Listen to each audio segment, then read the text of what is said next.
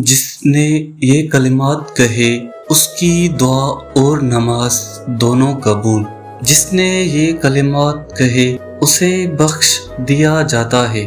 اگر وہ دعا کرے تو اس کی دعا قبول ہوتی ہے، اور اگر وہ اٹھا، وضو کیا، پھر نماز پڑھی تو اس کی نماز قبول ہوتی ہے۔ لا الہ الا اللہ وحدہ لا شریک لہ، لہ الملک ولہ الحمد وہو علی کل شیء قدیر، سبحان اللہ والحمد للہ ولا الہ الا اللہ واللہ اکبر ولا حول ولا قوة الا باللہ العلی العظیم، رب اغفر لی۔ معنی: اللہ کے سوا کوئی معبود برحق نہیں ہے، وہ اکیلا ہے، اس کا کوئی شریک نہیں، اسی کی بادشاہت ہے اور اسی کے لیے ہر قسم کی تعریف ہے، اور وہ ہر چیز پر کامل قدرت رکھتا ہے۔